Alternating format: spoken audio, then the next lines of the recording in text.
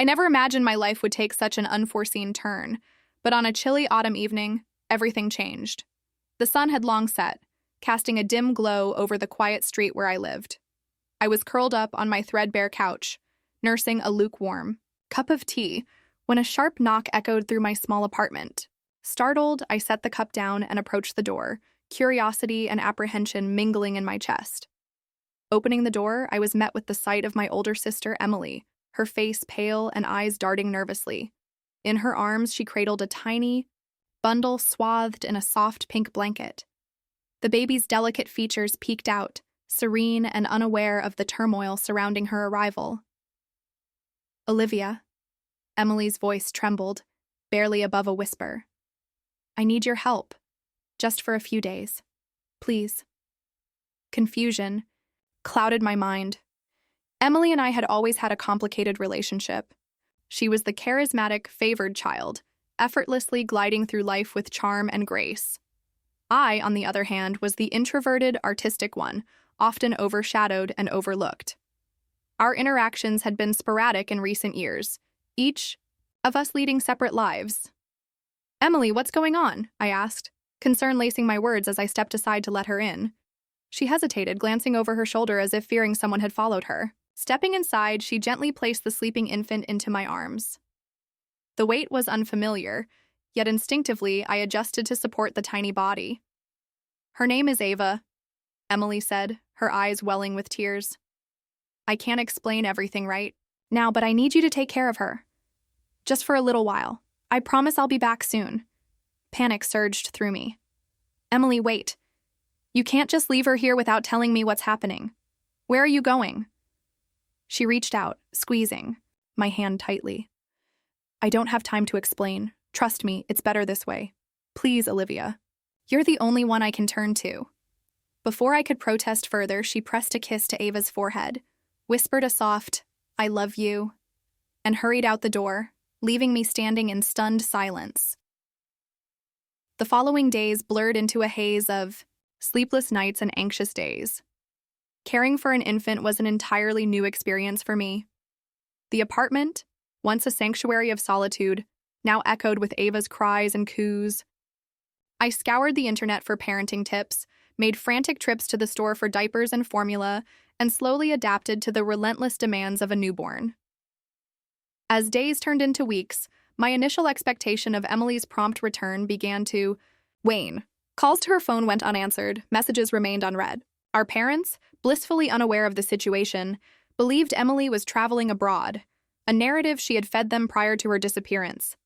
I grappled with the decision of whether to inform them, but hesitated, fearing their disappointment, and the inevitable questions I couldn't answer. Months passed, and the reality settled in. Emily was not coming back. The weight of responsibility pressed heavily on my shoulders, but amidst the challenges, a bond between Ava and me blossomed. Her innocent giggles became the highlight of my days. Her tiny fingers gripping mine instilled a sense of purpose I hadn't known before. Financial strains mounted as I balanced 2 jobs to make ends meet. My dreams of attending art school faded into the background, replaced by the immediate need to provide for Ava. Friends drifted away, unable to relate to my new reality, and loneliness became a familiar companion. Yet every time Ava's eyes lit up at my presence, every time she nestled into my arms seeking comfort, I knew I had made the right choice. Years flowed by in a steady rhythm. Ava grew into a bright, inquisitive child with an infectious zest for life. Our bond deepened, and though the absence of her biological mother loomed in the background, we built a life filled with love and trust. However, the past has a way of resurfacing when least expected. On Ava's 17th birthday, I noticed a change in her demeanor. She became more reserved, often lost in thought, her once open nature now guarded. Concerned, I approached her one evening as she sat curled up on the couch, staring blankly at the television. "Ava, is everything okay?" "You've been distant lately," I inquired gently, sitting beside her. She hesitated, biting her lip before turning to face me. "Olivia, there's something I need to tell you." The use of my first name sent a jolt through me. She had always called me Mom. "I've been talking to someone online," she began, her voice trembling. "A woman named Emily. She..." She says she's my mother. The room seemed to tilt, the air thick with unspoken words. My heart pounded in my chest as I struggled to process her revelation. How long have you been communicating with her? I managed to ask, keeping my voice steady. About 6 months, Ava admitted, tears brimming in her eyes. I didn't know how to tell you. I didn't want to hurt you. A whirlwind of emotions engulfed me, betrayal, fear, anger. But overriding them all was the deep-seated love I held for Ava. Taking a deep breath, I reached out, enveloping her in a tight embrace. You have every right to know your mother, I whispered. But there's more to the story than you realize. I was waiting for the right time to tell you. Pulling back, I looked into her tear-filled eyes. On your 18th birthday, I promised to share everything with you, the whole truth. Ava nodded slowly, trust evident in her gaze. Okay, Olivia, I trust you. As we sat in silence, the weight of impending revelations hung heavily between us. The past, once buried, was inching its way to the surface, and I knew that the journey ahead would test the very fabric of our relationship. But together, we would face whatever came our way, bound by the unbreakable bond forged through years of shared love and sacrifice. In the weeks that followed our conversation, the air in our apartment grew thick with quiet anticipation. Ava didn't press me for answers, but I could feel her watching me differently, more curiously, more cautiously. She had always trusted me blindly. But now, there was something else in her eyes, a hunger for the truth. And behind that, a wound she didn't yet know the shape of. I began gathering what I would need to show her. The paperwork I had kept locked away for nearly 2 decades, hospital forms, discharge summaries, Ava's original birth certificate with Emily's name, scratched out and altered after I signed as the guardian. The old photograph of Emily the day she left, wild-eyed, makeup smeared, but beautiful and defiant. She hadn't known I'd taken it. I found the letter I had written, but never sent. A letter I wrote to Ava when she was 3, in case something ever happened to me. In it, I tried to explain the impossible decision I had made. To raise her as my own and keep the truth from her, not to deceive her, but to protect her. And even as I rehearsed what I would say on her birthday, I couldn't shake the gnawing fear that she would hate me for all of it. Flashbacks crept in like old ghosts in the middle of the night. I remembered standing in line at the courthouse, filing emergency custody papers with shaking hands and a screaming infant on my hip. The clerk barely looked at me. She's your niece? Yes. Her mother abandoned her. Any idea where the mother is? No, I lied. She left. I don't know if she's coming back. I remembered sitting on the kitchen floor, crying, into my knees after Ava's first fever wouldn't break, and the only thermometer I could afford broke in my hand. I remembered watching other 20-somethings go to concerts and travel while I worked the night shift at a diner, then woke up 3 hours later to walk Ava to preschool. And yet, I also remembered the first time she said mama. It was during a thunderstorm. She was 3. She crawled into my bed with her stuffed owl and clung to me like her world depended on it. Mama, she whispered. Hold me. I hadn't corrected her. I just held her tighter. That moment stayed with me like a scar you never want to heal. By the time her 18th birthday arrived, I had everything ready. The envelope with the documents, the letter, and a quiet resolve in my heart. She didn't want a party. Just breakfast at the old diner we used to go to when money was tight and pancakes were a luxury. It was almost poetic, coming full circle to the same cracked leather booth where I used to color with her while sneaking bites of her toast. She looked so grown sitting across from me now. Dark hair curled softly, eyes sharp with intelligence. Her expression guarded but gentle. I waited until the coffee arrived, then slid the envelope across the table. What's this? She asked. It's everything, I said simply. She looked at it for a long moment, then opened it in silence. The first thing she pulled out was the photograph of Emily. Her expression didn't change. The next was her birth certificate. Her hand trembled slightly as she read the lines. Her name, her date of birth, and under mother, my name, scribbled in by hand. I forged it, I admitted quietly. They wouldn't give me guardianship without it. I didn't want you to end up in the system, so I signed it like I was your mother. Ava stared at the paper, her mouth tight. Then she looked up and said the one thing I didn't expect. I already knew. I blinked. What? I figured it out a while ago, she said, her voice surprisingly calm. Your stories didn't line up. The pictures, the paperwork you said got lost. And when she messaged me, it confirmed it. She sipped her coffee. I wanted to hear it from you. I was waiting to see if you'd ever tell me the truth. Pain twisted in my chest. I didn't want to lie to you. I just didn't know when the right time would be. And then you grew up and I was afraid I'd lose you. Her eyes softened slightly. I don't hate you, Olivia, but I'm angry. Not just at you, at her, at all of this. I spent 18 years not knowing who I really was. I know, I whispered. You deserved more. You deserved the truth. She nodded slowly. And now I need to decide what to do with it. I reached across the table, laying my hand over hers. Whatever. You decide. I'm here, no matter what. For the first time that morning, she smiled. I believe you. But what she didn't say then, what I wouldn't discover until later, was that she had already taken steps of her own. Behind my back, Ava had continued her conversation with Emily. She had recorded every message, every manipulative half-truth, every casual insult Emily had thrown my way. I gave you to Olivia because she had nothing going on. It was a win-win. I got my freedom, and she got her purpose. She'd said that on a video call. Smiling. Ava had captured it all. I didn't know it yet, but Ava wasn't just angry. She was planning something. A reckoning. One that would change everything. Not just for Emily, but for the family that had lied to cover for her. And I would be at the center of it. The night after her birthday, as I cleaned up the remains of the quiet dinner we shared, I looked at the empty envelope Ava had left on the table. She had taken the documents and the letter. She hadn't said what she planned to do with them, and something told me she wouldn't be quiet for long. As I stood by the sink, staring out at the dark street, I thought of that first night again, the one where Emily had handed me a baby and disappeared. But this time I wasn't the one abandoned.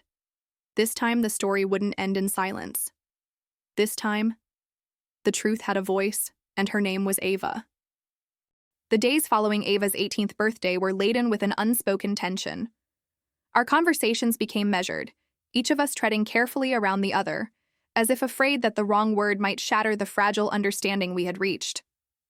I sensed that Ava was processing the revelations I had shared, but there was an undercurrent of something more, something she wasn't telling me. One evening, as the sun dipped below the horizon, casting a warm amber glow through the apartment windows, I found Ava seated at the kitchen table, her laptop open before her. The screen's light illuminated her face, highlighting the furrow in her brow and the determined set of her jaw. She looked up as I entered, her eyes meeting mine with a mixture of resolve and apprehension. Olivia, she began, her voice steady but soft, there's something I need to show you. I approached cautiously, pulling out a chair beside her. What is it, Ava? She took a deep breath, turning the laptop toward me. On the screen was a video paused at the opening frame. The title read, The Truth About My Mother, A Daughter's Story. I've been working on this for a while, Ava admitted. It's a compilation of messages, recordings, and my own thoughts about everything. A lump formed in my throat as I realized the magnitude of what she was saying. Ava, are you sure about this? Once it's out there, there's no turning back. She nodded, her eyes unwavering. I need to do this. For me. For us. For the truth. With a click, she played the video. The screen flickered to life, displaying a montage of text messages and social media exchanges between Ava and Emily. The messages began innocuously enough. Emily reaching out, expressing a desire to reconnect. But as the conversation progressed, the tone shifted. Emily's words became manipulative, casting doubts on my intentions and painting herself as the victim of circumstances beyond her control.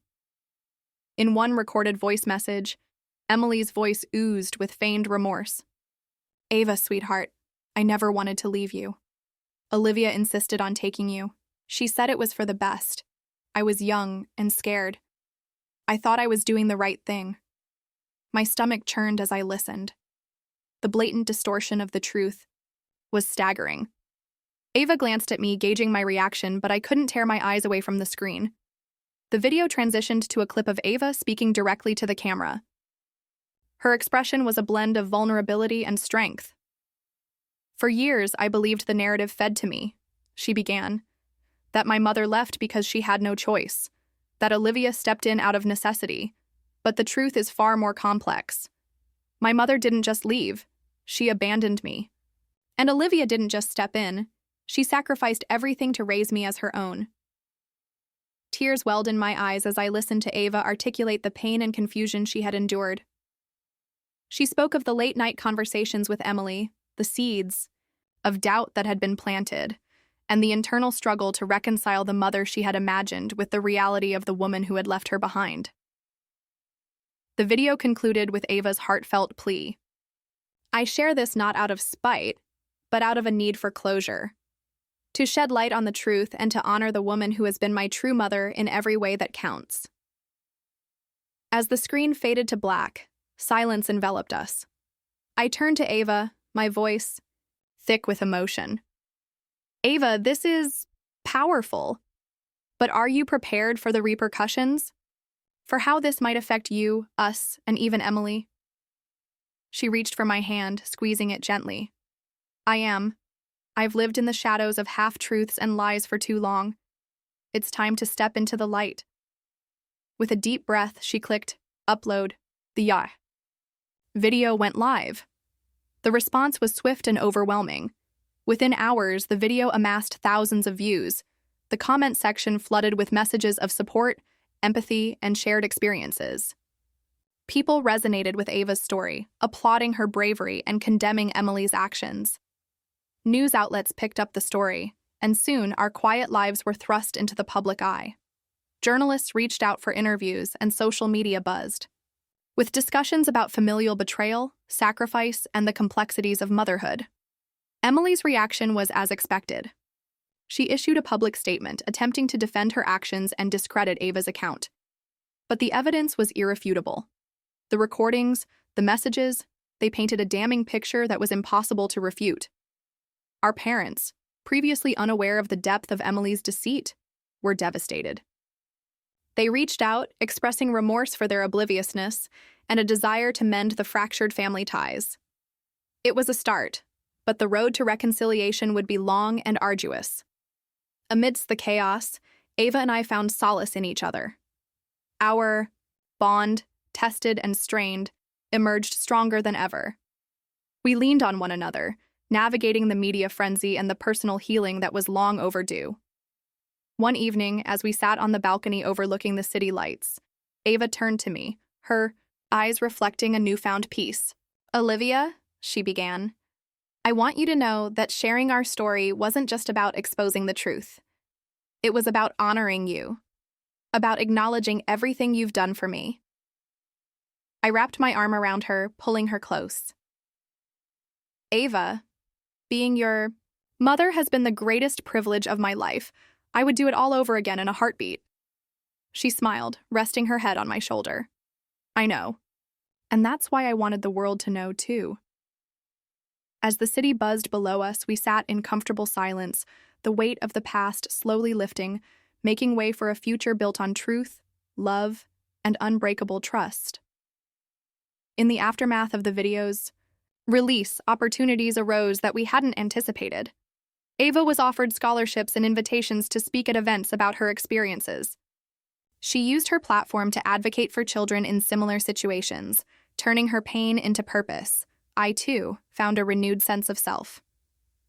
With the support of the community that had rallied around us, I revisited my passion for art, opening a small studio where I taught classes and showcased my work. The sacrifices of the past had paved the way for a future neither of us had dared to dream of. Emily faded from the public eye, her attempts at redemption falling flat. While forgiveness wasn't immediate, Ava and I found a semblance of peace in knowing that we had taken control of our narrative, refusing to be victims of circumstance. Our journey was far from over, but together we faced each new day with resilience and hope. The shadows of the past no longer dictated our future. We had reclaimed our story, and in doing so, discovered the profound strength of a mother's love and a daughter's unwavering courage. But the storm had only just begun. After Ava's video gained traction online, there was a ripple effect, one that reached into every crevice of our family's carefully constructed facade. Emily's name was dragged into comment sections, news outlets, and podcasts. She responded like I knew she would. Not with an apology, but with another performance. She went on a live stream 2 days later, surrounded by friends who played sympathetic background props. Dressed in soft beige, hair curled perfectly, she looked like a fallen angel rehearsing her redemption. She said things like, "I was battling postpartum depression. No one helped me. Olivia never told me she would keep Ava forever. She stole my child while I was vulnerable." I wanted to scream at the screen. Ava just sat quietly next to me on the couch, arms folded, face unreadable. But then Emily said something neither of us expected. I reached out to Ava. I wanted to reconnect. I wanted to explain everything. But Olivia, she poisoned her against me. Ava laughed softly. She really thinks I'm that weak. She stood up, went to her room, and when she came back 15 minutes later, she was holding her phone and her journal. "I want to talk to Nana and Pop," she said. "They need to know what their perfect daughter did. Not just to me, but to you." I hadn't spoken to my parents in months. When Ava's video first came out, they'd called in a panic, asking how it had come to this. At the time, I didn't have the energy to rehash 2 decades of silence, guilt, and complicity. But Ava wanted to speak now, and I wasn't going to stop her. We arranged a meeting at their house, a neutral, formal gathering in the home where Emily and I had grown up. It felt like walking into a preserved tomb. The framed family photos on the wall, the untouched plastic-covered sofa in the living room, and on the mantel, a photo of Emily as a teenager, smiling like she owned the world. My mother was the first to speak. "Ava," she said, wringing her hands, "we never wanted this to happen. We thought we were protecting everyone." Ava sat down on the edge of the couch and placed her phone on the coffee table. "Let's not lie anymore," she said. "Not even to ourselves." She pressed play on a recording. Emily's voice filled the room, the message she had sent a few months back. "You should be grateful. Olivia raised you better than I ever could. Honestly, I thought she needed a project." The room froze. My father turned pale. My mother looked like she'd been slapped. "She said that?" My dad croaked. "She said a lot of things," Ava said, flipping through her journal. "But what I care about is why none of you ever asked questions. Why none of you ever came for me. Why you let Olivia raise me alone and let her carry your daughter's mistake." My mother looked down, tears in her eyes. "We didn't know. She left for good. She never came back," Ava said. "Not for my birthdays, not for anything. Olivia didn't just raise me. She gave up her 20s, her career, her life. And you watched it happen like it was normal." My father opened his mouth to speak, then closed it again. Ava stood. "I'm not here for apologies. I just needed to look you in the eyes and say, I know. And I see you now. All of you." She walked out of the room without another word. I followed her, my chest aching with pride and grief. Ava had just shattered the silence that had kept us caged for years. I had spent so long carrying the guilt of my sister's choices that I had stopped expecting accountability from anyone else, but Ava demanded it, and got it. The fallout was swift. The day after the visit, my mother called to say she had taken down all of Emily's pictures. "We're sorry," she said, her voice breaking. "We should have done more." Ava thanked her, but made no promises about the future. She wasn't interested in bandages. She wanted change. and the world, it seemed, wanted more of Ava. A national talk show invited her to speak.